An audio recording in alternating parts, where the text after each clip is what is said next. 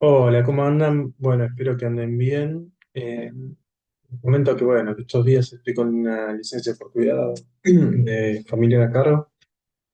Mi papá que no está bien, está haciendo un tratamiento médico. Y bueno, por ese motivo no estoy pudiendo estar en la teoría, así que les quería grabar un video sobre termodinámica, que son los temas que faltan. Creo que no llegamos a ver fluidodinámica, tampoco termodinámica.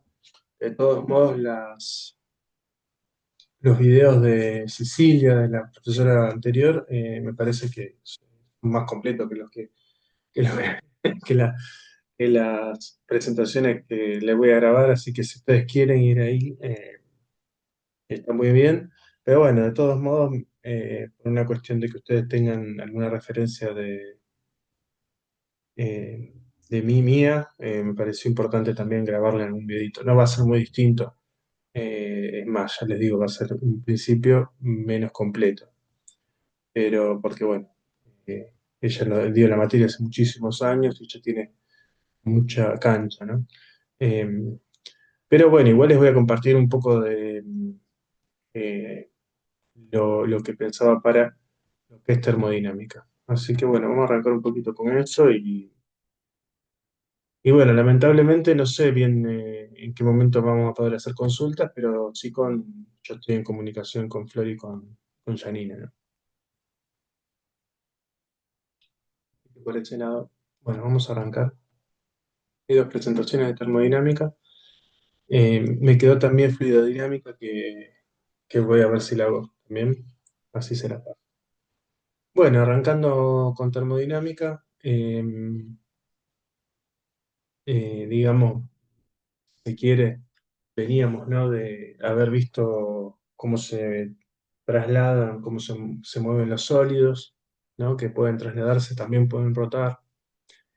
Empezamos a ver qué pasaba con los líquidos. Y bueno, en termodinámica empezamos a ver qué sucede con sistemas que podemos llamar también gaseosos, pero también sistemas que también pueden ser sólidos, pueden ser líquidos, pero asociados a lo que sería el calor, lo que llamamos proceso de calor, y una nueva variable de estado que va a ser la temperatura de ese sistema de estudio. A veces va a ser un objeto o a veces va a ser un sistema de estudio. Si es un cubito, puede llegar a ser un objeto, pero si ese cubito está dentro de agua y va a ser un sistema. En general va a ser un sistema de estudio. Entonces, bueno, ahora, si se quiere, bueno, esto es un punteo de los contenidos de los que vamos a tratar. Quiere las nuevas variables de estado, ¿no? Con qué variables de estado podemos describir y qué procesos vamos a tener en cuenta en un sistema termodinámico. Y en el sistema termodinámico, las variables van a ser, va a aparecer la temperatura, va a aparecer el volumen, ¿no? Que ya aparecía en gases y líquidos. Lo que aparecía en líquidos va a aparecer de vuelta en gases, el volumen, la temperatura, la presión. Es decir, si se quiere, al sistema que veníamos trabajando en lo que era líquidos, va a aparecer, va a aparecer además la temperatura. Y en general vamos a ver situaciones de equilibrio. Después vamos a trabajar un poco qué es lo que debería si no hay equilibrio, pero vamos a trabajar situaciones de equilibrio. ¿Eso qué significa? Eh, bueno, eso lo vamos a trabajar más adelante también, dentro de poco, qué significa eso del equilibrio. Eh, los procesos posibles en estos sistemas van a ser trabajo termodinámico, calor y trabajo químico. ¿Sí? Vamos a hablar de esto. Y las variables de estado, volumen, densidad, presión, temperatura. Es decir, a todas las que habíamos visto para fluidos le agregamos la temperatura. Y bueno, y va a haber una descripción macroscópica y microscópica. Nosotros no nos vamos a meter mucho con la descripción microscópica, pero sí muchas veces la descripción microscópica va a poder darnos una respuesta o a explicar qué sucede macroscópicamente. ¿A qué nos referimos con microscópica? Nos referimos a pensar el gas compuesto como moléculas. ¿sí? Es decir, no lo podemos ver ni siquiera con un microscopio, necesitamos algo más que no se puede ver, no se puede, es una construcción teórica, ¿no? No se puede ver. A menos que sea una macromolécula, una molécula muy grande, no lo podemos ver. Pero podemos, si suponemos que se comportan como partículas, el gas se comporta como partículas, podemos teorizar acerca de algunas cosas y después de eso nos devuelve una descripción macroscópica haciendo lo que sería un desarrollo estadístico. Es decir, si este gas que está, el aire que está dentro de esta habitación estuviera compuesto por tantas moléculas y estadísticamente, bueno, hay algo así en física, no nos vamos a meter obviamente en estadística, pero lo que quiero decir es que hay muchas cosas que macroscópicamente por ahí nos van a hacer un poco de ruido y se terminan de explicar en la descripción microscópica que es más moderna. eh, Como por ejemplo el concepto de entropía, que quizá hablemos del concepto de entropía también. eh, es complejo pensarlo macroscópicamente, por ahí microscópicamente se le da mayor. Entonces, de vuelta, ¿no? ¿Qué significa macroscópico? Significa, si yo pienso en el gas que está dentro de esta habitación, ¿sí? Agarro un pedacito de esta habitación y tiene gas, y lo corto y sigue teniendo el mismo tipo de gas, y lo corto indefinidamente y siempre obtengo lo mismo, es decir, es una descripción que no le importa el tamaño. En cambio, si nos vamos a una descripción microscópica, nos va a decir si hay un tamaño mínimo, que es el tamaño de la molécula. Y ahí tengo que empezar a pensar el gas como un conjunto de moléculas. Con eso es con lo que no nos vamos a meter. O sea, para nosotros la descripción macroscópica, el gas va a ser algo que en general además va a estar en equilibrio. ¿Qué significa equilibrio? Todo el gas de esta habitación, todo el aire que está en esta habitación tiene la misma temperatura, la misma presión, un volumen, por lo tanto la misma densidad, y por lo tanto con esas variables me bastan para describir a todo el aire que está dentro de esta habitación. Por lo tanto no importa si agarro un volumen más chiquito, un volumen más grande, cualquier volumen que agarre de este aire va a estar en en el mismo estado. Eso significa estado de equilibrio, pero bueno, vamos a verlo de eso más adelante. Bueno, la ley cero, lo que se llama, vamos a ver la primera ley de la termodinámica, la segunda, y lo que en general se llama la ley cero es lo que nos ayuda a empezar a pensar en la temperatura. ¿Por qué empezar a pensar en la temperatura? Porque el concepto de temperatura no es tan sencillo de aprender como el concepto, por ejemplo, de presión, de volumen. Uno diría, bueno, volumen lo podemos medir, ¿no? Con una cinta métrica. Uno diría, bueno, la presión está asociada a, eh, no sé si también con un presostato se podría medir, está asociada a cuánta fuerza, ¿no? Por ejemplo, tenemos un gas en un globo, bueno, cuánta fuerza está haciendo hacia afuera. Podría pensar, bueno, por ahí se puede medir de esa manera. Y la temperatura es más compleja para medirla, ¿no? Entonces, la ley cero viene a proponernos una manera de medir temperatura que es la siguiente. Yo coloco un termómetro eh, adentro de agua, por ejemplo, a 30 grados. Si es suficiente agua, ¿no? El termómetro va a llegar a la misma temperatura que tiene el agua. Y de eso se trata la ley cero. ¿Qué significa? Que si pongo en contacto térmico dos objetos, esos dos objetos van a llegar a un equilibrio térmico. ¿Sí? Y en particular estoy poniendo un termómetro dentro de una olla de agua, ¿no? La olla de agua va a funcionar como una fuente. ¿Qué significa? Que no se va a enterar que le puse el termómetro, ¿no? Por eso el termómetro no va a afectar tanto la temperatura del agua y finalmente voy a poder medir con un termómetro la temperatura del agua. Uno usa el termómetro para medirse la temperatura. Bueno, cuando uno se pone el termómetro abajo del brazo siente que está frío, pero el termómetro no me cambia la temperatura a mí, yo cambio la temperatura del termómetro porque funciona como lo que vamos a ver más adelante, como una fuente. Es decir, que yo mantengo mi temperatura, más allá de que el termómetro no esté en contacto. Y al estar en contacto, ¿sí? Ese contacto térmico, ¿sí? Va a hacer que llegue a la misma temperatura a la que estoy yo. que parece una pavada, no, no es que parece una pavada, pero es una hipótesis necesaria para pensar en el concepto de termómetro. ¿Se entiende? ¿Por qué? Bueno, porque el termómetro mide algo. ¿Cómo sé que el termómetro está midiendo la temperatura que tengo yo? Y bueno, porque estoy suponiendo que, y esta es la ley cero, ¿no? Que cuando yo coloco el termómetro abajo del brazo, llega el punto de equilibrio al que llega, es decir, yo espero a que el termómetro deje de moverse, a que la línea del termómetro deje de moverse. Cuando la línea del termómetro deja de moverse, yo supongo, bueno, llegó un equilibrio. En ese equilibrio estoy suponiendo que el termómetro llegó a la misma temperatura que yo. Entonces, de vuelta, ¿no? Esto, ¿qué es lo que nos permite identificar? Que hay algo llamado temperatura que lo puedo medir. ¿Cómo lo mido? Pongo un termómetro en contacto térmico. ¿Sí? Eh, o sea, eh, necesitamos esa suposición previa para poder determinar que, bueno, que efectivamente hay una variable que se llama temperatura. Por eso digo que no es tan fácil de pensar o imaginar, ¿no? Bueno, hay una variable que se llama temperatura. ¿Cómo la medís? Con un termómetro. ¿Por qué? Podés medir la temperatura con... Y porque yo veo que coloco el termómetro y llega un punto en que llega en equilibrio. Y estoy suponiendo que ese punto que llega a equilibrio eh, me marca una línea de una temperatura que, bueno, ¿cuál es el cero? En grados Celsius, el cero es la temperatura de, en la cual el hielo se derrite, ¿no?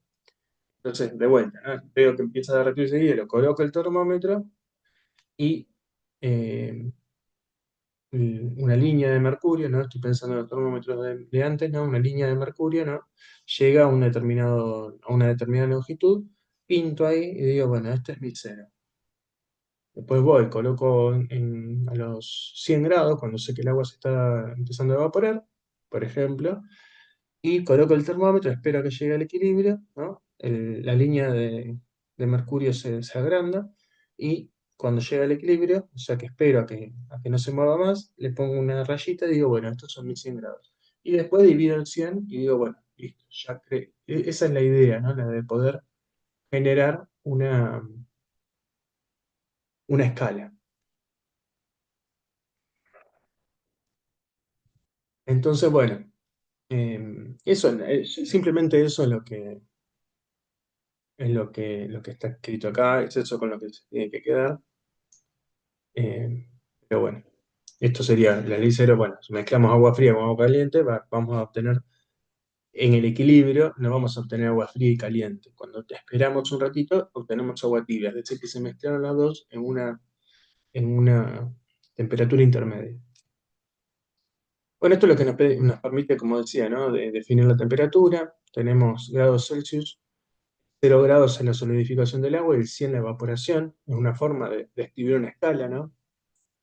Esto a condiciones normales de presión, ¿no? Si uno se va a otro, no sé, uno está en el altiplano, por ejemplo, la evaporación se da a los 80 grados o menos, entonces eh, eso también depende de la presión, ¿no? Entonces, en condiciones normales de presión sería 0 grados solidificación del agua y 100 evaporación del agua. Bueno, tenemos también los grados Kelvin. Los grados Kelvin son iguales que los grados Celsius, es decir, tienen el mismo tamaño la escala, nada más que el cero lo tiene en menos 273 grados Celsius. Este es el cero absoluto, es decir, no se puede bajar más de menos 273 grados Celsius, que es el cero en grados Kelvin. Esto significa que el cero de grados Celsius en Kelvin va a ser 273 grados Kelvin. Muchas veces vamos a tener que usar la escala Kelvin, porque en la ecuación de gases nosotros tenemos que poner la temperatura en grados Kelvin. ¿No? No tiene sentido esa ecuación, ¿no? No, porque ahí aparece dividiendo una temperatura, no le puedo poner un cero, tiene que ir en grados Kelvin. Bueno, y después están los grados Fahrenheit, que ahí sí cambia la escala. Bueno, nada, no las vamos a usar, pero bueno, está interesante esto de que La temperatura con la que se queman los libros era 451 grados Fahrenheit y fue motivo, ¿no?, para que esté en el título de una novela de Ray Bradbury muy interesante. Viene a colación en este momento eh, político, social, es interesante. Así que les dejo. Pero bueno, no la vamos a usar ahora. Vieron que a veces se usa en algunos lugares o eh, en algunos oficios, no sé, los pies, las pulgadas, bueno, acá también, pero no vamos a usar.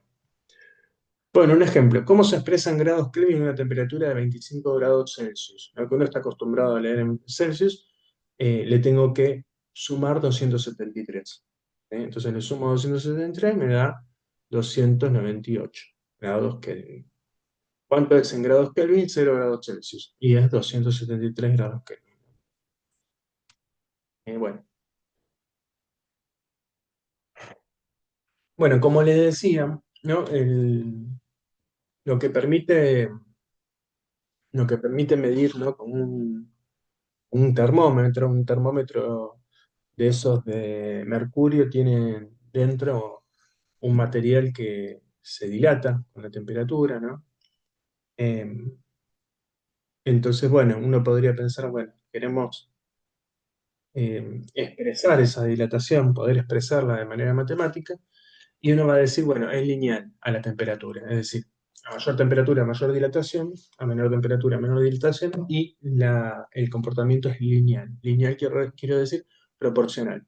Es decir, si aumento 1 grado, se dilata 1 centímetro; si aumento 2 grados, se dilata 2 centímetros; si aumento 3 grados, se dilata 3 centímetros, ¿no?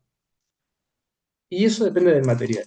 Acá tenemos, por ejemplo, distintos materiales: acero inoxidable, hierro, aluminio, latón, cobre, oro, plata, plomo, zinc, diamante, vidrio. Y vemos de qué manera el coeficiente de dilatación lineal, cuando es mayor, significa que tiene mayor dilatación con la temperatura. Eh, bueno, en esta ecuación, alfa L sería el coeficiente de dilatación lineal. ¿Qué significa lineal? Significa que voy a suponer que tenemos, por ejemplo, una barra, que las otras dos dimensiones de la barra, lo que sería el corte transversal, quedan iguales, pero longitudinalmente aumenta su tamaño. ¿Sí? Eso pasa eh, con estos materiales. ¿Sí? Entonces, bueno, si uno pone, por ejemplo, digo, tomo una barra que está a 25 grados Celsius, ¿no? Esa sería la temperatura inicial. Y la temperatura final le pongo 300 grados Celsius porque la caliento con un soplete. Esa barra es de acero, ¿sí? Y tiene 5 metros, que sería el LI, sería la longitud inicial. Hago este cálculo y calculo cuánto va a ser el delta de, de tamaño. Bueno, y esto me da el delta de tamaño. Fíjense que este alfa, esto que está acá, es por 10 a la menos 6, es decir, que es muy poquito, ¿sí? Es por 10 a la menos 6 grados Celsius a la menos 1. Bueno, acá se puede usar grados Celsius porque como uso la resta entre la temperatura final y la temperatura inicial, es lo mismo si le sumo el 273 de grados Kelvin o no. O sea, puedo usar tanto grados Celsius como grados Kelvin, ¿no? Porque tenemos un delta. Bien, entonces acá pondríamos temperatura final menos temperatura inicial. Y este alfa en general nos lo van a dar, vamos a tener una tabla, y bueno, dependiendo de la longitud inicial, voy a poder despejar la longitud final. Acá es como queda la ecuación, es esta misma ecuación, pero el LI lo pasamos multiplicando y después sumando, y nos va a quedar así. Eh, Ustedes fíjense cuál les sirve mejor, pero no se enrosquen mucho con estudien esta. Es la que en general se toma, es esta de acá arriba, ¿no? Pero entonces, bueno, vamos a suponer, ¿no? Una barra de hierro de 5 metros de largo se encuentra a 15 grados Celsius. La temperatura aumenta hasta 25 grados Celsius, es decir, 10 grados, ¿Cuál será la longitud luego de expandirse? Eh, bien, entonces necesitamos el coeficiente de longitud lineal del hierro, que acá lo tenemos, es 12 por 10 a la menos 6 y grado centígrado está a la menos 1. Este es 12 por 10 a la menos 6. La temperatura final es 25, la temperatura inicial es 15, entonces esto va a ser 10 grados Celsius, o sea que nos va a quedar 12 por 10, 12 a la menos, por 10 a la menos 6 por 10, o sea que nos va a quedar 12 por 10 a la menos 5. Y esta longitud inicial, que es 5 metros, la pasamos acá multiplicando, y después sumamos la longitud inicial. O sea, sumamos después los 5 metros. 5 metros por 12 por 10 a la menos 5 nos va a dar algo muy chiquito, ¿sí? Le sumamos al 5 metros porque queremos la longitud final, que son los 5 metros más lo que se estiró. Y lo que se estiró va a ser 12 por 10 a la menos 5 metros. ¿Sí? Bueno, acá hay otro ejemplo. Pero hagan la cuenta. Yo se lo estoy haciendo muy así por arriba, pero espero que se entienda cómo hacer la cuenta. O sea, donde dice temperatura final ponen 25 grados Celsius, donde dice temperatura inicial ponen 15 grados Celsius. El LI es la longitud inicial, acá está escrita como L0, es la longitud inicial 5 metros, y el LF va a ser la longitud final. Si yo aumento la temperatura, la longitud final va a ser mayor que la longitud inicial porque se estira. ¿Sí? Cuando calientan algo, se estira. Piensen en, por ejemplo, también en el asfalto, cuando se calienta el asfalto, la brea sale para arriba, ¿no? Eh, Y en el B lo mismo, ¿no? Una barra de hierro de 8 metros de largo se encuentra a 18 grados Celsius. Si la temperatura se aumenta hasta los 55 grados Celsius, ¿cuál será la longitud luego de expandirse? Entonces, de vuelta, usamos hierro, que tenía el alfa lineal 12 por 10 a la menos 6, 1 sobre grados Celsius. Acá calculamos el delta, entre 55 y 18, y bueno,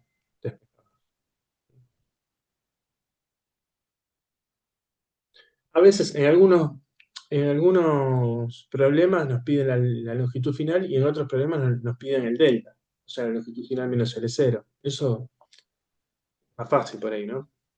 Fíjense. Bien, y también hay dilatación volumétrica, que tiene que ver con esto que les decía, ¿no? De la brea. ¿Qué significa volumétrica? Que no es solo lineal, sino que de todo el volumen. Eh,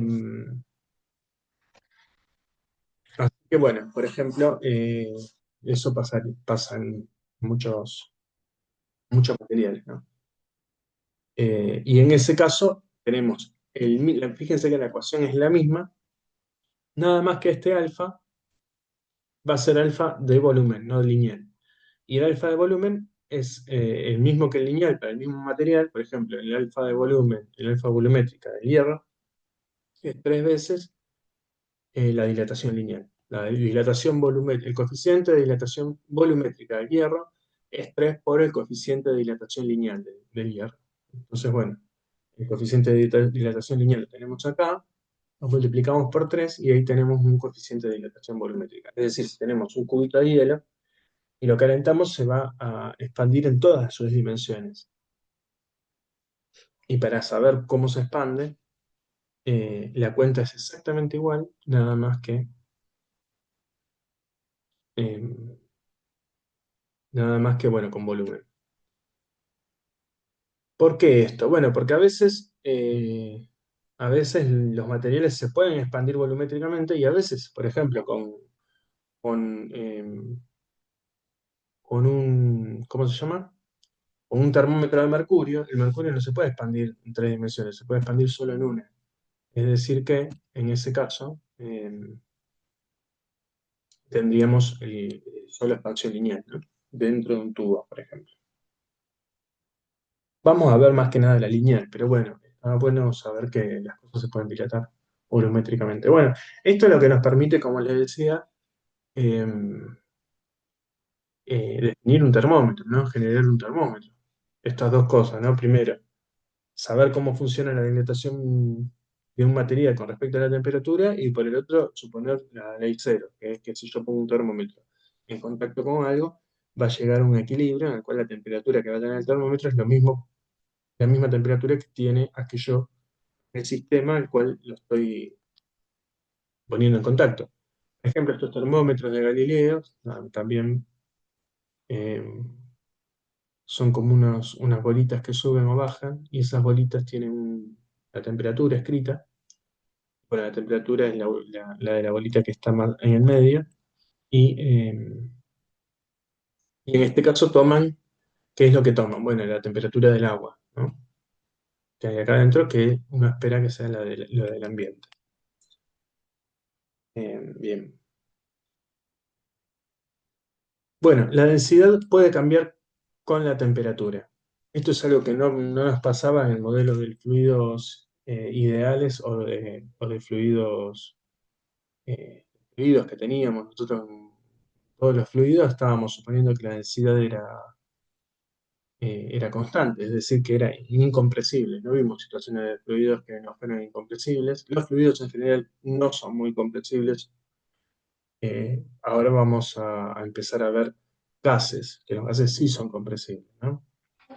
Eh, pero bueno, en realidad sí, todo material es un poco compresible, justamente por esto que si cambia el volumen con la temperatura y la masa no cambia, entonces va a cambiar la densidad. No nos vamos a meter mucho con esto tampoco. Acá está la cuenta de cómo cambiará la densidad. Vuelvo a repetir, ¿no? Por ejemplo, yo tengo un cubo de hierro. Lo calentamos, aumenta su volumen. La masa es la misma y aumenta su volumen, va a cambiar su densidad. Eh, entonces, bueno, eh, veremos que volumétricamente, ¿no? Tenemos que el delta de volumen, volumen final menos volumen inicial sobre volumen inicial, es proporcional al delta de temperatura. Y esa proporción va a ser el coeficiente de dilatación volumétrica. Con esto despejamos el volumen final en función del volumen inicial. Y bueno, la densidad inicial va a ser la masa sobre el volumen inicial, la densidad final va a ser la masa sobre el volumen final, que va a ser un poquito más grande. La masa va a ser la misma. Entonces de acá podemos despejar la densidad final como la densidad inicial dividido eh, el delta, bueno, acá nos va a quedar el coeficiente de dilatación volumétrica por delta de temperatura más 1. ¿Qué es lo que hice acá? Donde dice volumen final, puse todo esto que está acá. Entonces ahí queda dilatación en la densidad. ¿Por qué estas lámparas? Bueno, porque justamente estas lámparas, fíjense que las lámparas de lava, cuando cae no sé bien qué material es el que tiene adentro, pero supongamos que es una especie de aceite, una especie de... Cuando cae, se acerca a la lámpara, se calienta, cambia su densidad, se hace menos denso. Fíjense que si el volumen se expande y la masa queda igual, es menos denso, ¿no? Entonces con eso va hacia arriba. Después se enfría, se hace más denso que el agua, va hacia abajo.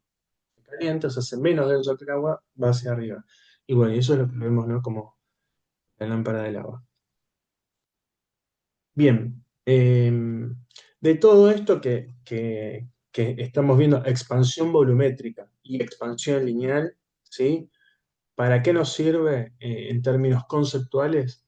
Bueno, para que sea primero una situación de que tenemos que saber que todos los materiales se expanden volumétricamente o linealmente, y la otra es en la definición del termómetro, ¿sí? Nos sirve para definir este termómetro con el que vamos a medir, una forma de medir la temperatura.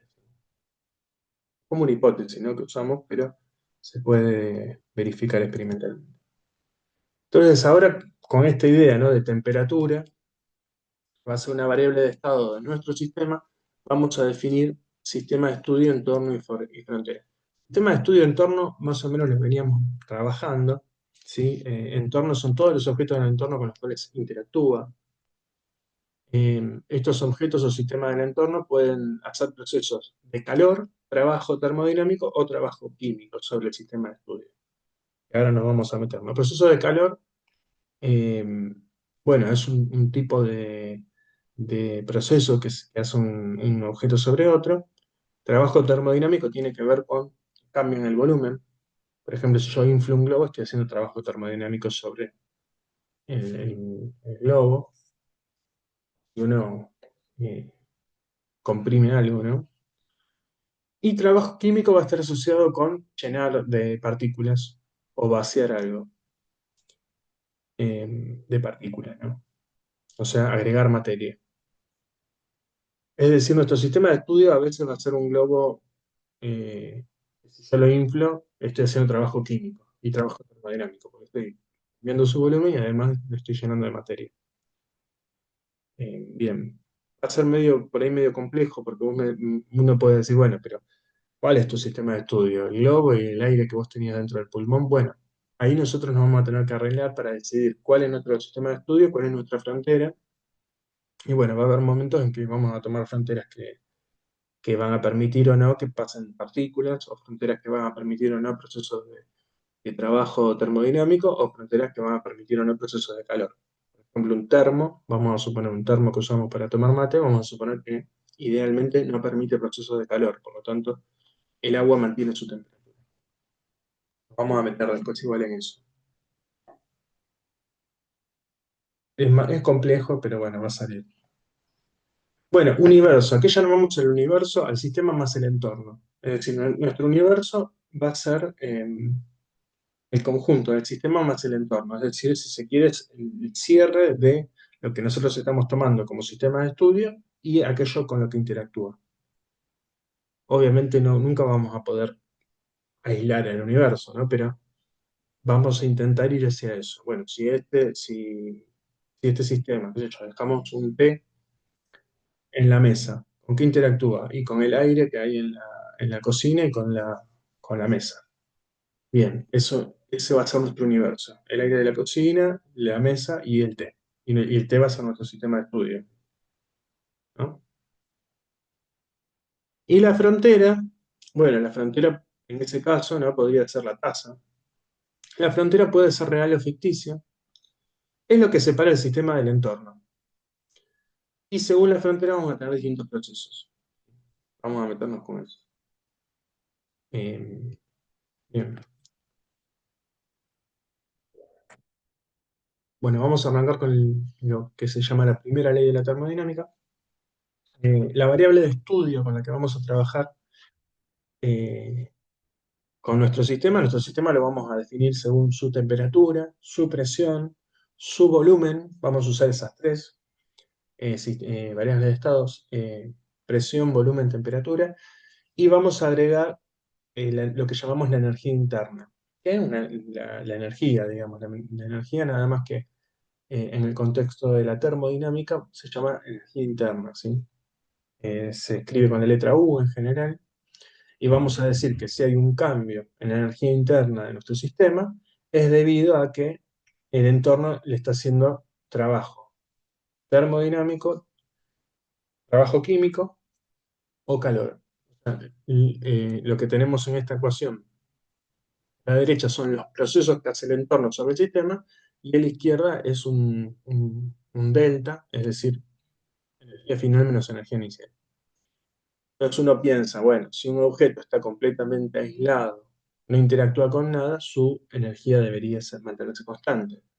Si la energía de un sistema cambia, bueno, tiene que ver con que hubo un proceso que se hizo, ¿no? Que el entorno le hizo un proceso de trabajo, tiene que ver con cambiar el volumen, un proceso de calor o un proceso de agregar o no partículas, que es lo que llama el trabajo químico.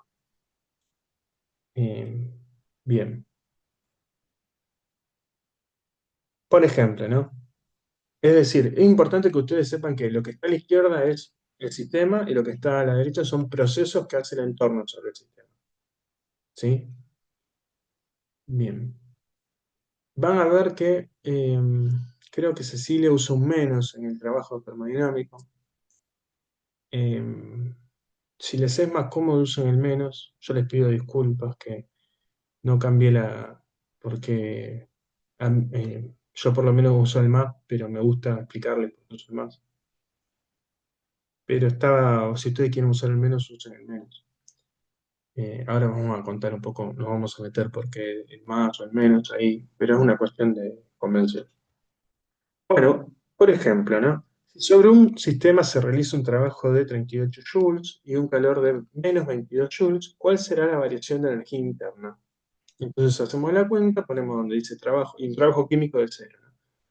Un trabajo termodinámico de 38 joules, unidades de joules de energía, fíjense, y nos va a quedar 38 menos, 40, menos 22, 38 menos 22, 16. Entonces nos va a quedar, la variación de energía interna es 16. Por eso, aumentó o disminuyó, y aumentó, porque nos da positivo. Punto. No more. Es decir, cuentas de más, menos. Sí, yo conozco, ¿no? Los procesos. Ahora nos vamos a meter, bueno, ¿cómo se calculan estos procesos? Acá ya nos lo han calculado. Bien, el proceso de trabajo termodinámico. Y acá se agarran la cabeza porque apareció una integral. Efectivamente, acá es donde la termodinámica se empieza a ser compleja matemáticamente, ¿sí? El proceso de trabajo termodinámico está relacionado con un cambio en el volumen del sistema de estudio. Si no hay cambio de volumen, no hay trabajo termodinámico. Y recuerden la frontera, ahora nos vamos a meter en una frontera. La frontera, que separa el sistema del entorno, puede ser deformable o indeformable. Si es indeformable, justamente no se deforma, no permite proceso de trabajo. Si es deformable, se deforma, permite proceso de trabajo. Por ejemplo, un globo. Indeformable podría ser un termo cerrado, no lo puedo ni expandir ni contraer. Indeformable. Entonces, fíjense cómo empieza a tomar relevancia el tema de las características que tiene la frontera. La frontera, si es deformable o indeformable, es la que nos va a decir si es posible o no hacer procesos de trabajo. Entonces, los procesos posibles van a estar asociados al tipo de frontera que vamos a tener. Pero bueno, de todo esto, al final, porque son muchas cosas, al final vamos a hacer una tablita donde vamos a meternos con esto. Entonces estamos diciendo, el trabajo es un proceso que hace el entorno sobre nuestro sistema y, y, eh, y bueno, y si lo comprime, si el entorno hace una compresión sobre nuestro sistema, el trabajo va a ser positivo, porque es el que el entorno está haciendo. Nosotros tenemos acá un pistón, ¿no? Un pistón, como el de la figura. Y el entorno lo comprime, el entorno está haciendo fuerza para allá y el desplazamiento es hacia allá. Entonces el trabajo que está haciendo el entorno es positivo, ¿sí? Pero nosotros vemos una compresión. Y si la fuerza que hace el, eh, el entorno es para allá, pero el sistema se expande, entonces el trabajo que hace el entorno va a ser negativo. Es decir, que un trabajo del entorno positivo va a ser una compresión de nuestro sistema de estudio y un trabajo del entorno positivo va a ser perdón, ¿cómo dije? Un trabajo del entorno positivo va a ser una compresión de nuestro sistema de estudio y un trabajo del entorno negativo va a ser una expansión de nuestro sistema de estudio. Eso es lo que genera mucho, a veces eh, mucha confusión, pero bueno, es en la forma en la que me gusta darlo a mí, la definición del trabajo es menos la integral entre el volumen inicial y el volumen final de la presión diferencial volumen. O sea, hay que hacer una integral. ¿De quién es la presión y de quién es el volumen? Del sistema de estudio. ¿Por qué el menos? Porque justamente estamos calculando el trabajo que hace el entorno con las variables del sistema de estudio. Por eso aparece el menos en esta definición. ¿Sí? A mí me parece que es la manera más sencilla de explicarlo. Esta va a ser nuestra definición del trabajo termodinámico. El trabajo termodinámico que hace el entorno sobre el sistema de estudio va a ser menos la integral entre el volumen inicial y final de la presión diferencial volumen. Todo lo que está acá es del sistema de estudio, es decir, yo lo estudio a partir no del entorno, sino de las variables de mi sistema de estudio, que son las que en general uno puede medir. Bien. Eh, bueno, no sé si queda claro, es medio complejo quizás, pero ¿De dónde aparece el menos? Y de que si yo le saco el menos a esta ecuación, lo que estoy calculando es el trabajo que hace el sistema sobre el entorno. Y el trabajo que hace el sistema sobre el entorno es menos el trabajo que hace el entorno sobre el sistema. Por eso aparece el menos. ¿Y por qué me meto con el sistema y no con el entorno? Si es el entorno el que hace trabajo sobre el sistema. Bueno, porque quizás no conozco la presión del entorno, pero la del sistema sí. ¿Se entiende? Y el volumen del sistema sí. Es decir, que estoy describiendo un proceso que hace el entorno con las variables de estado del sistema de estudio. Por eso aparece el menos. Lo voy a repetir. Estoy describiendo un proceso que hace el entorno con las variables del sistema de estudio. Por eso aparece el menos. Porque si yo le saco el menos, este sería el trabajo que hace el sistema de estudio sobre el entorno. Le pongo el menos y va a ser el trabajo que hace el entorno sobre el sistema de estudio. Por eso aparece el menos acá. Hay libros donde el trabajo termodinámico lo definen sin el menos y en la ecuación de la primera ley aparece el menos. Eso como ustedes quieran, pero sí traten de clarificarlo. ¿Sí? No me quiero meter mucho en eso porque es un berenjenal, pero en esa convención, el trabajo que van a poner acá en la primera ley va a ser el trabajo que el sistema de estudios está haciendo sobre el entorno, no el trabajo que el entorno está haciendo sobre el sistema de estudios, que es el menos.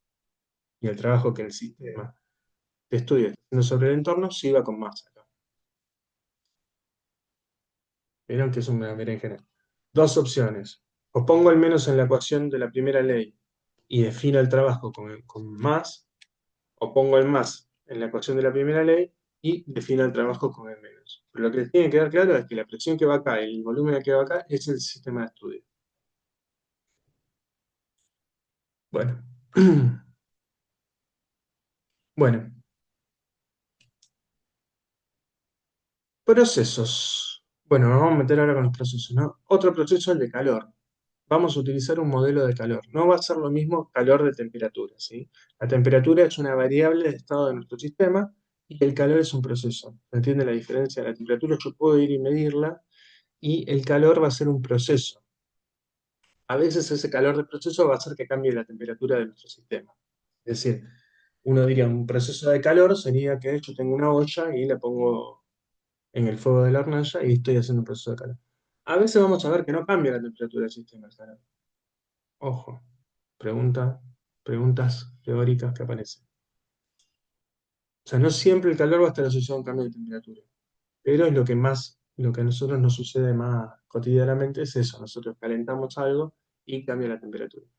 De vuelta, la temperatura, una variable de estado en nuestro sistema de estudio, el calor, un proceso. ¿Se acuerdan la diferencia entre un proceso como el trabajo, por ejemplo? Es algo que el entorno hace sobre el sistema de estudio y cambia sus variables. El calor puede hacer que el sistema aumente su temperatura o que realice una transición de fase. Por ejemplo, yo pongo hielo con agua en una olla y la pongo al fuego. Hasta que no se derrita todo el hielo, esa mezcla va a estar a 0 grados.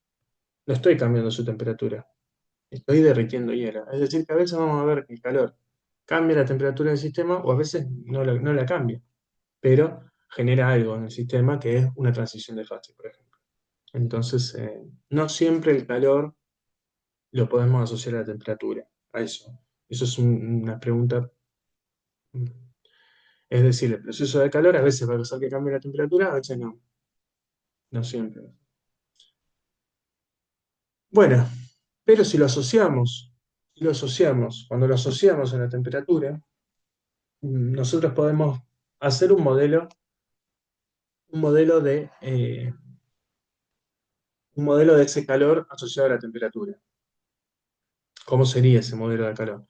Nosotros vamos a decir que si llevamos 1 gramo de agua de 20 hasta 30 grados, se necesita un calor de 41,84 joules. ¿Cuál será el calor necesario para llevar 2 gramos de agua de 20 a 30 grados? El delta de temperatura es el mismo, lo que vamos a decir es que el calor va a depender de cuánta masa uno quiere cambiar de temperatura. Es decir, ustedes eso lo vivencian cotidianamente. Si quieren calentar algo rápido, tienen que achicar ¿no? Tiene que hacer menos agua, por ejemplo, en la pava. Entonces, vamos a pensar que el calor necesario para cambiar una temperatura va a ser proporcional a la cantidad de masa que hay. ¿Se entiende? Entonces, bueno, si tengo 1 kilo de agua o 2 kilos de agua, si tengo 2 kilos de agua me va a costar el doble de calor. Entonces va a ser proporcional a la masa. Bien, y después dice, si para llevar 1 kilogramo de agua de 30 a 40 grados se necesita un calor de 41.840 joules, ¿cuánto calor se necesitaría para llevarlo de 10 a 50? Es decir, de 10 a 40 tengo 10 grados, de 10 a 50 tengo 20 grados. Bueno, y lo que vamos a suponer es que el calor es proporcional a la cantidad de grados que yo quiero aumentar. Es decir, que voy a necesitar el doble, porque en vez de aumentar 10 grados, quiero aumentar 20. Esto es para empezar a pensar en el proceso de calor un poco de manera eh, intuitiva, ¿no? Eh, ¿Entienden? Si yo quiero calentar agua para mate de 0 a 100 grados y la voy midiendo y mido que en 1 minuto llego a 50, voy a suponer que en 2 minutos voy a llegar a 100 si le estoy dando la misma cantidad de calor por minuto. Eh, es decir, que el calor es proporcional a la cantidad de grados que quiero aumentar de temperatura. Entonces, bueno, ¿qué nos queda? Nos queda un modelo de calor en donde aparece la cantidad de materia que quiero calentar y la temperatura final menos la temperatura inicial. Y una constante de proporcionalidad que va a depender de esa materia que yo quiero calentar. No va a ser lo mismo calentar agua que calentar, no sé, aceite, que calentar distintas cosas, ¿no? Entonces, esa letra C es lo que se llama calor específico. La palabra específico hace referencia a que es por unidad de masa, es decir, es por unidad de masa, depende de cuántos kilos quiero calentar. El calor es proporcional a la diferencia de temperatura y a la cantidad de masa. Calor específico es igual a, bueno, esta C, acá tenemos valores de calor específico.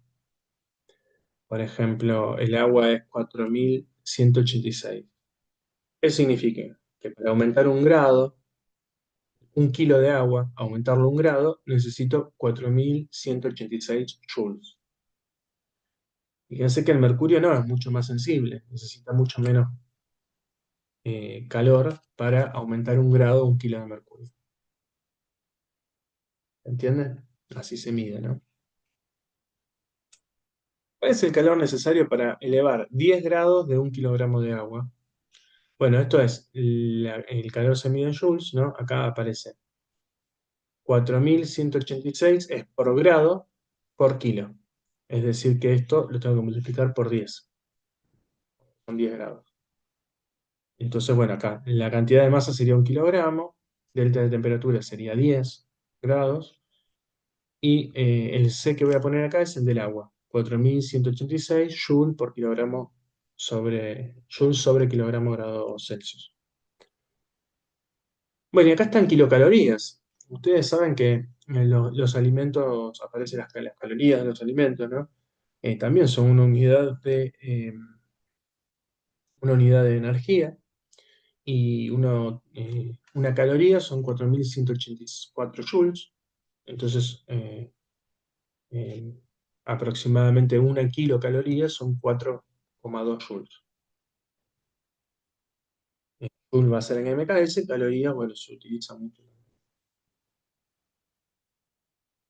¿Por qué se utiliza la caloría? Fíjense que una caloría es lo que se necesita para aumentar 1 grado 1 kilo de agua. Una caloría es lo que se necesita para aumentar 1 grado 1 kilo de agua. Entonces, 1 kilo de agua se puede imaginar un sachet de agua. Para aumentarlo 1 grado necesito una caloría. Para aumentarlo 100 grados necesito 100 calorías. Esa es la manera de entenderlo, ¿no? Bien, pero además vamos a tener, además del calor, de lo que sería el calor que cambia la temperatura, eh, lo que yo les decía, ¿no? Por ejemplo, cuando llegamos a una transición de fase, nosotros le damos calor, pero no cambia la temperatura. Por ejemplo, queremos elevar el agua a más de 100 grados. No se puede. ¿Por qué? Porque lo ponemos en la olla, A menos que la cerremos a presión, se nos escapa el agua, no va para arriba en forma de vapor. No la podemos calentar más de 100 grados. Entonces llega hasta ahí y el calor que le damos lo utiliza para cambiar de fase. ¿Se entiende? Entonces, eso, ¿cuándo sucede? Las transiciones de fase. Tenemos de sólido a líquido la fusión, de líquido a gaseoso la vaporización, y bueno, si es directo, podría ser directamente de sólido a gaseoso, lo que se llama la volatización. Después tenemos para atrás de gaseoso a líquido condensación, ¿no? Lo que pasa, por ejemplo, ahora que hace mucho frío en las ventanas. De líquido a sólido, solidificación. Y bueno, y después tenemos la sublimación regresiva directamente entre gaseoso y sólido. Bueno, y acá tenemos, por ejemplo, temperatura de fusión y temperatura de ebullición. Y esto que está acá, LF, que no se ve bien por 10 a la 3, por 10 a la 3 dice, es lo que llamamos el calor latente. ¿Sí? ¿Qué sería el calor latente? Sería el calor necesario para, fíjese que está en Joule sobre kilogramo. Para, por ejemplo, el calor latente de fusión sería el calor necesario para fundir 1 kilo de hielo. Está por 10 a la 3, es decir, hay que agregarle 3 ceros. Serían 334.000 joules. Necesitamos 334.000 joules para fundir 1 kilogramo de hielo. ¿Se entiende? Entonces, con esto estamos teniendo dos modelos de calor. Uno, que es el que nos dice cómo va a aumentar la temperatura, y otro que nos dice cómo se va a derretir o se va a cambiar de fase, se va a vaporizar, o también puede pasar de vapor a líquido o de líquido a sólido. Es decir, que tenemos lo que se llama el calor latente y las transiciones de fase. Y esos van a ser nuestros dos modelos de calor. Fíjense que estamos analizando un proceso del entorno con las variables del sistema de estudio, porque la temperatura es la del sistema de estudio. Esto es complejo. Pero yo no puedo saber mucho del entorno, ¿sí? ¿Qué puedo saber del entorno? Es que si lo pongo en una heladera, más o menos va a mantener una temperatura constante. Pero mucho más tampoco puedo saber. Lo que yo sí puedo medir es la temperatura del sistema de estudio. Entonces, eso es lo que nos permite, lo que por ahí cuesta un poco. Por eso aparecen estos dos modelos, ¿no? De calor. Uno, cuando el sistema de estudio está cambiando de fase, que es lo que se llama calor latente, y otro, cuando el sistema de estudio... Un ejemplo de calor latente es, bueno, el calor latente lo vamos a calcular como la masa total que se está derritiendo o se está transformando en vapor, ¿no? Está cambiando de estado, por el valor L que está en las tablas, ¿no? Acá nos dan en las tablas cuánto es ese calor específico por unidad por kilogramo del cobre, del mercurio, del plomo, del zinc, del sodio. Es decir, qué calor le tenemos que dar para transformarlo de sólido eh, a líquido. Y acá al lado tenemos la temperatura de ebullición, es decir, para derretir potasio necesitamos llegar a los 760 grados Celsius, o zinc a los 918 grados Celsius, o plomo a los 1750 grados Celsius. Eh, y el hielo, perdón, este es de ebullición, perdón, estábamos acá. La temperatura de fusión es la temperatura para llevar, ¿no? De sólido a líquido. En el caso del agua va a ser 0 grados, es cuando el hielo se transforma en líquido. El alcohol etílico, menos 114 grados Celsius. La acetona, el aluminio, 658 grados Celsius, es decir, necesitamos llevarlo a 658 para que se derrita. El estaño, 231. Hierro, cobre, mercurio. Fíjense que es líquido a temperatura a 0 grados, es líquido. Muy bien. Y estos son los calores para hacer que transiciones de fase por unidad de kilogramo. Bien. Bueno, entonces estábamos mirando los procesos. Pasamos proceso de trabajo que tenía que ver con el cambio del volumen. Nos vamos a meter un poquito más con eso. Proceso de calor, que tiene que ver con cambio de temperatura, transiciones de fase. Y proceso de trabajo químico que tiene que ver con que cambie la cantidad de materia o no. Hay trabajo químico cuando cambia la cantidad de materia, ¿sí? En fronteras, fíjense que, por ejemplo, en un gas puede cambiar el volumen sin que cambie la cantidad de materia, ¿sí? Entonces no es que está asociada al volumen, la cantidad de materia, está asociada a si las fronteras son permeables o impermeables. ¿Qué sería una frontera impermeable? Que no deja pasar materia, ¿sí? Por ejemplo, el globo yo lo puedo pensar como un impermeable, no deja entrar más aire que el que tiene adentro. Las fronteras permeables sí podría haber trabajo químico. ¿Qué sería una frontera permeable? Y podría ser este termo destapado. Yo quiero estudiar el aire dentro de este termo destapado. Y vos me podés decir, bueno, pero no siempre tenés la misma cantidad de aire, porque sí. Ahora veo un mito que se está saliendo, por ejemplo. Bueno, en ese caso, yo igual tomo como sistema de estudio el termo, pero voy a suponer que la frontera es permeable, es decir, deja pasar materia. Nos da esa posibilidad la termodinámica de jugar un poco con las fronteras. Y eso nos va a definir qué procesos son factibles o qué procesos no. Supongo mi frontera permeable va a permitir procesos de trabajo químico. El tapo, y digo no, quiero una frontera impermeable, no va a permitir procesos de trabajo químico. ¿Entiendes? Por ejemplo, un globo, cuando lo estoy inflando, es permeable porque permite trabajo químico. O sea, cuando la T, una vez que la T lo cierro, es impermeable, ¿no? Bueno, y una actividad de ejemplo de lo que se llama lo que sería la primera ley, se desea estudiar el contenido de una tela de un globo aerostático y los procesos termodinámicos sobre este contenido, considerando algunas etapas en un viaje. Podemos imaginar un globo aerostático, primero la tela está prácticamente vacía, se define ahí que la energía vale 0 joules. Fíjense que la primera ley no nos habla de la energía, nos habla de la variación de energía. ¿Cuánto vale la energía? No sabemos, sabemos cuánto varía. Por eso dice, se define arbitrariamente ahí que es 0 joules. Entonces se lo llena con aire. Por ejemplo, se lo infla de alguna manera, se lo llena con aire hasta que alcanza un volumen de 6.000 metros cúbicos. Eh, y nos dan el trabajo termodinámico y nos dan cuánto vale la energía ahí. Entonces vamos poniendo acá cuánto vale la energía inicial y final en cada proceso. El primer proceso va a ser de 1 a 2, el segundo proceso de 2 a 3, ¿sí? Y en cada proceso vamos a tener asociado o sea, perdón, el estado, los procesos se van a dar entre dos estados, entre el estado 1 y el estado 2, entre el estado 2 y entre el estado 3, y qué procesos hay. Q de calor, WT de trabajo termodinámico, WQ de trabajo químico. Cuando el trabajo químico es positivo es que se lo está llenando, cuando el trabajo químico es negativo es que se lo está vaciando, cuando el trabajo termodinámico es negativo es que se está inflando, porque está haciendo trabajo sobre el entorno, el sistema está haciendo trabajo sobre el entorno, y como el trabajo que estamos poniendo acá, este trabajo que hace el entorno sobre el sistema, es negativo. Y acá nos lo dan, lo dicen, ¿no?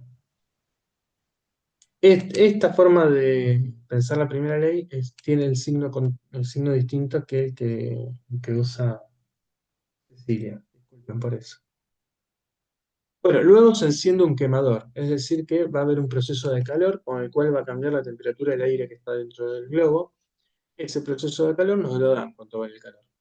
Y nos dicen cuánto vale, nos dicen que el trabajo químico es negativo. Esto significa que como está abierto, un par de partículas se van para afuera, como pasaba recién con mi termo, un par de partículas se van para afuera, y que en ese proceso el globo sigue inflado igual, no cambia su volumen, por lo tanto el trabajo vale cero. Y con eso vamos poniendo acá. Y vamos usando la primera ley, que es U final menos U inicial en cada uno de estos procesos, es la suma del trabajo, el calor y el trabajo químico. ¿Sí? Es muy sencillo, es cuentas de más, son sencillas, ¿no? Por ahí no es muy... Bueno, vamos a ver, vamos a seguir un poquito. Luego, mediante el paracaídas, válvula de escape, permite vaciar el globo total o parcialmente, se libera el aire hasta que el globo alcanza un volumen menor. Fíjense que el volumen era 6.000 metros cúbicos y ahora el volumen es menor. Entonces va a haber no solo porque el volumen es menor, sino que se libera aire. Entonces va a haber una diferencia de trabajo químico. que es porque se escapan partículas, y bueno, nos dan la nueva energía y van a suponer que en esa liberación de aire no hay calor, supónganse, y con eso calculan el trabajo. Bien, van a haber algunos procesos que van a conocer y otros que no, y bueno, van a tener que despejar todo de la primera ley. Por último, se libera el aire dentro de la vela hasta que la misma queda otra vez prácticamente vacía, es decir, que es un trabajo, en este caso positivo, significa que el entorno está haciendo un trabajo sobre la vela, está oprimiéndola. Sabemos que el trabajo químico tiene que ser de tal manera que ya no queden más partículas. Bien, así que bueno, fíjense si pueden hacerlo. No es fácil, pero van a encontrar más explicación en la guía, obviamente. Bien, seguimos. Diferencia, ¿no?, entre sistema abierto, cerrado y aislado. Sistema abierto intercambia masa y energía con el entorno, está abierto. Intercambia masa significa que puede cambiar la cantidad de masa, puede cambiar la materia, como decíamos con el, el- el termo abierto, está saliendo partículas, bueno, hay un intercambio de masa y de energía. Sistema cerrado solo intercambia energía. ¿Energía en forma de qué? Energía en forma de calor. ¿Sí? Uno puede pensar que el calor es una forma de intercambiar energía con el exterior. Eh, Sistema aislado, no hay ni intercambio de calor ni de energía. Es el termo cerrado.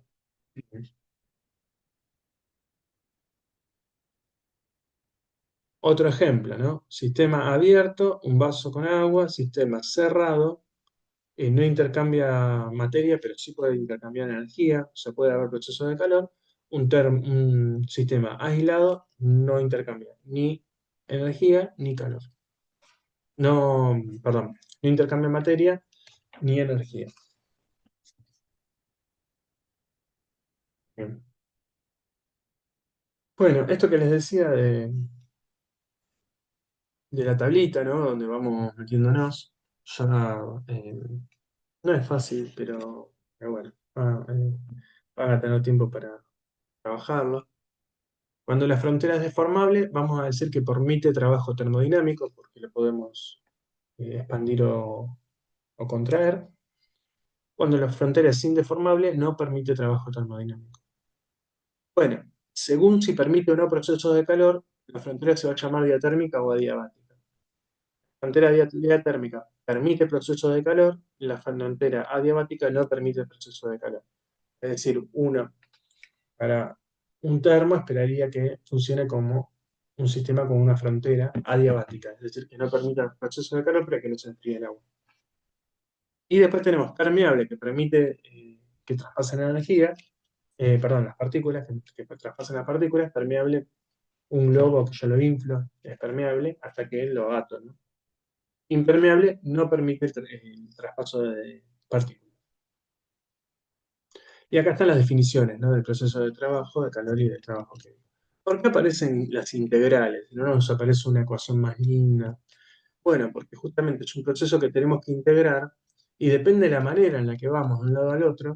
Piensen que acá tenemos muchas variables. Tenemos la presión, la temperatura, el volumen. Tenemos al menos tres variables que definen nuestro sistema de estudio. En general nosotros teníamos sistemas donde teníamos dos variables, la posición y la velocidad. Acá tenemos tres variables que entran en juego. Entonces, para llegar de un estado a otro hay muchos caminos posibles.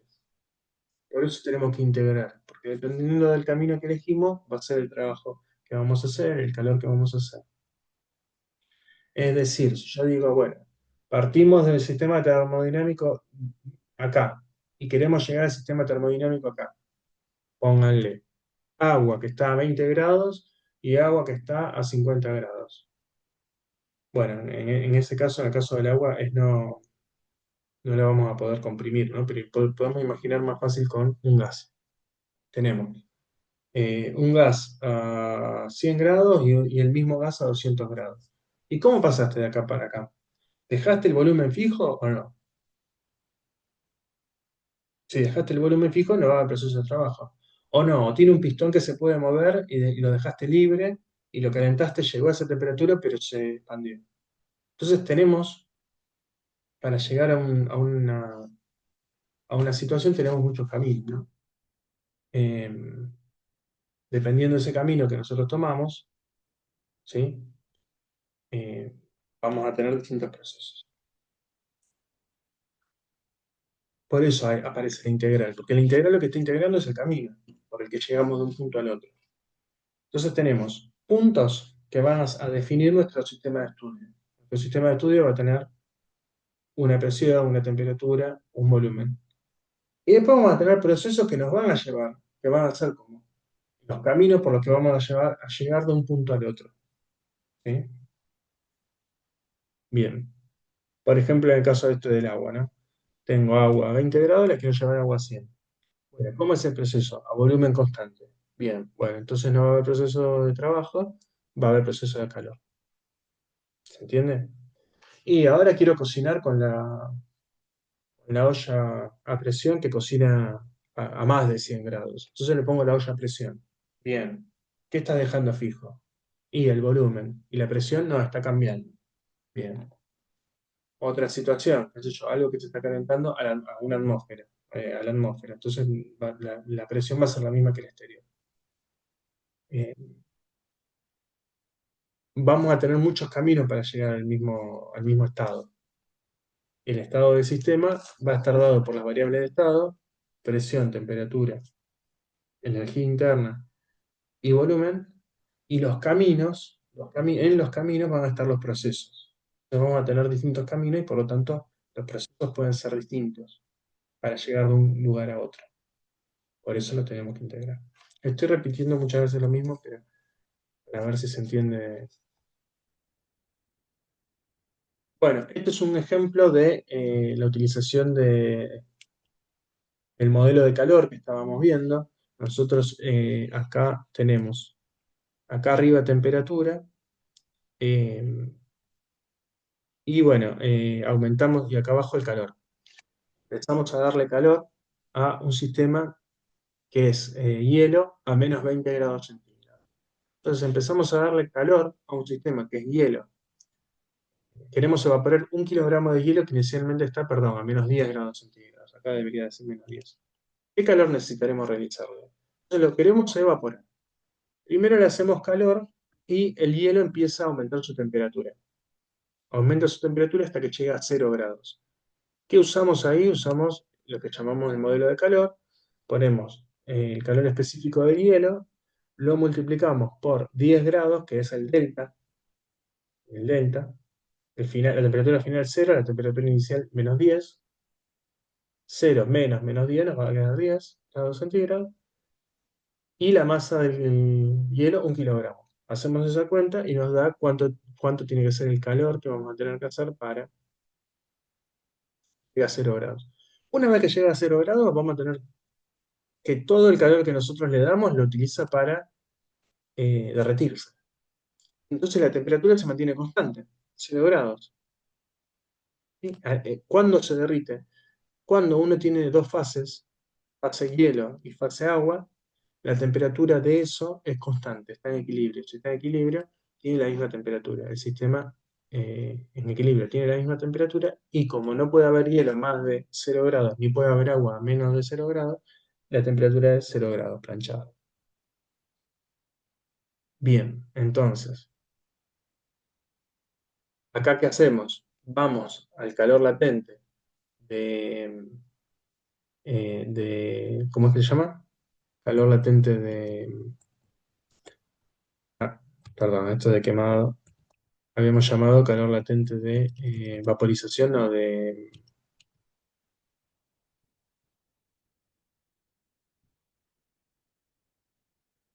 fusión.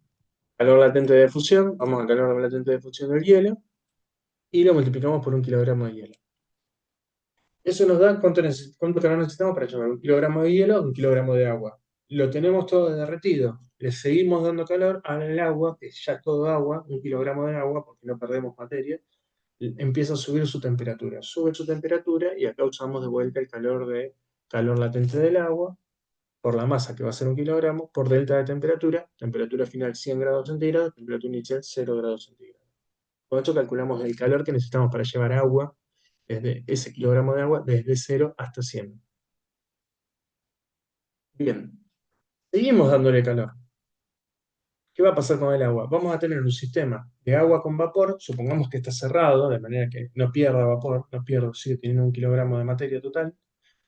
Tenemos ese sistema de agua más vapor y le seguimos dando calor, le seguimos dando calor y se empieza a vaporizar el agua. ¿Y cuánta energía es necesaria darle, cuánto calor es necesario darle para que se evapore todo ese agua? Bueno, el calor latente de vaporización del agua por 1 kilogramo.